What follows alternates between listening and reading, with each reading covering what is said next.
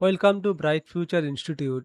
National means কাম merit স্কলারশিপের 2026 সালে পশ্চিমবঙ্গের বাসিন্দারা কীভাবে ফর্ম ফিল আপ করবেন সে বিষয়ে আজকের বিস্তারিত জানাবো।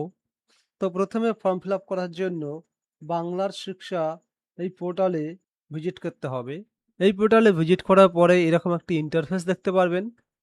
এই ইন্টারফেসে প্রথমে গিয়ে নিউ ইউজার রেজিস্টার বলে যে অপশানটা দেখতে পাচ্ছেন, এই অপশানে গিয়ে আপনাদের প্রথমে রেজিস্ট্রেশন করতে হবে।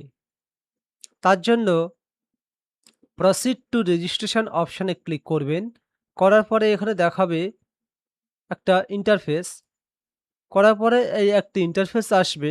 এই ইন্টারফেসে এখানে নাম, গার্জিয়ান নেম, সিকিউরিটি কোয়েশ্চেন দিতে হবে, ডেট অফ বার্থ, বাংলার শিক্ষা আইডি অথবা স্টুডেন্ট আইডি দিতে হবে, ইমেল আইডি, মোবাইল নাম্বার এবং পাসওয়ার্ড। কনফার্ম পাসওয়ার্ড করে রেজিস্টার অপশানে ক্লিক করবেন। এরপর এখান থেকে সব কিছু ঠিকঠাক আছে কিনা দেখে নেবেন। রেজিস্টারে ক্লিক করার পরে আপনারা এখানে একটা আইডি পেয়ে যাবেন। এই আইডিটা আপনারা নোট ডাউন করবেন এবং এখানে ডাউনলোড ফর্ম আছে, এখানে ডাউনলোড করবেন। তারপরে ক্লিক হিয়ার বলে কন্টিনিউ করবেন। আবার এখানে সাইন ইন অপশানে ক্লিক করে সাইন ইন করার পরে এখানে একটা অপশান দেখতে পাচ্ছেন ফর্ম ফিল আপ বলে, অ্যাপ্লিকেশন অপশান থেকে এটা পাবেন ফর্ম ফিল আপ। এখানে ক্লিক করার পরে এরকম একটা ইন্টারফেস আসবে। এই ইন্টারফেসে যতগুলো আগে ফিল আপ করলাম সেগুলো থাকবে, বাকি কিছু অপশান ফিল আপ করতে হবে। করার পরে এখানে অ্যাড্রেস এবং ইনস্টিটিউশন ডিটেলস ফিল আপ করবেন।